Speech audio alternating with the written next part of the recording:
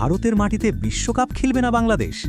রাজনৈতিক উত্তাপের জেরে কি নিজেদের পায়েই কুড়াল মারতে চলেছে বিসিবি?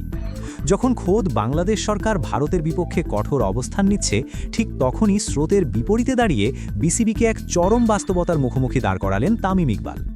তামিম পরিষ্কার জানিয়ে দিলেন, ভারতের সাথে এই লড়াই আসলে আত্মহত্যার শামিল। কিন্তু কেন এমন বললেন তামিম?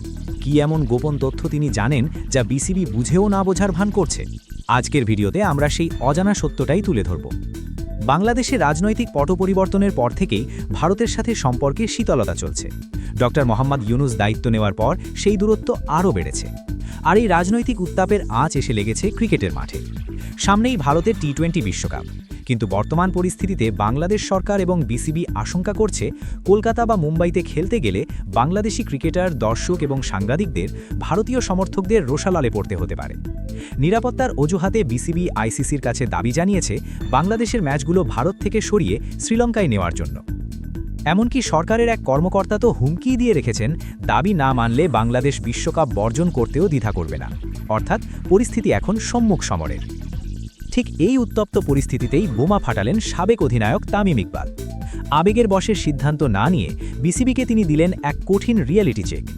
তামিমের সোজা সাপটা কথা, আইসিসির সাথে বা পরোক্ষভাবে ভারতের সাথে এই সংঘাতে জড়ানো বিসিবির জন্য মোটেও বুদ্ধিমানের কাজ হবে না। কেন? কারণটা খুবই সহজ, টাকা। তামিম মনে করিয়ে দিলেন, বিসিবির আয়ের সিংহভাগই আসে আইসিসির রেভিনিউ শেয়ার থেকে। আর আমরা সবাই জানি আইসিসির আয়ের মূল উৎস কারা? হ্যাঁ, ভারত। তামিম বিশ্বাস করেন, রাজনৈতিক কারণে বিশ্বকাপ বর্জনের মতো চরম পদক্ষেপ নিলে তা বাংলাদেশের ক্রিকেট সংস্কৃতির জন্য ধ্বংসাত্মক হবে। আইসিসির স্বার্থের বিরুদ্ধে গিয়ে বিসিবি যদি তাদের এই অনড় অবস্থান ধরে রাখে, তবে আর্থিকভাবে বিসিবি পঙ্গু হয়ে যেতে পারে। সোজা কথায়, যে ডালে বসে আছেন সেই ডাল কাটলে বিপদ কার? তামিম সেটাই চোখে আঙুল দিয়ে দেখিয়ে দিলেন। তামিম ইকবাল বিসিবির কাছে একটি সংবেদনশীল ও বুদ্ধিমান সমাধানের দাবি জানিয়েছেন। তিনি বোঝাতে চেয়েছেন, রাজনৈতিক ইগো দেখাতে গিয়ে ক্রিকেটের ভবিষ্যৎ অন্ধকার করা ঠিক হবে না। নিরাপত্তা নিশ্চিত করা অবশ্যই জরুরি, কিন্তু সেটার সমাধান বিশ্বকাপ বর্জন হতে পারে না। আইসিসির ফান্ডিং বন্ধ হয়ে গেলে বাংলাদেশের ঘরোয়া ক্রিকেট, প্লেয়ারদের বেতন, অবকাঠামো উন্নয়ন সবকিছু থমকে যাবে। তামিম সেই আশঙ্কাই প্রকাশ করেছেন। তামিম তো সাবধান করলেন, কিন্তু বিসিবি কি সেই সাবধানবাণী শুনবে, নাকি রাজনৈতিক চাপের কাছে নতি স্বীকার করে ক্রিকেটের স্বার্থ বিসর্জন দেবে? তবে পর্দার আড়ালে কি অন্য কোনো খেলা চলছে? তামিম কি শুধুই আর্থিক ক্ষতির কথা বলছেন, নাকি তিনি এমন কোনো ভবিষ্যতের ইঙ্গিত পাচ্ছেন যা সাধারণ ক্রিকেট ভক্তরা এখনও কল্পনাও করতে পারছে না? আইসিসি যদি সত্যি কঠোর হয়, তবে বাংলাদেশ ক্রিকেটের কপালে কি আছে? উত্তরটা সময় দেবে।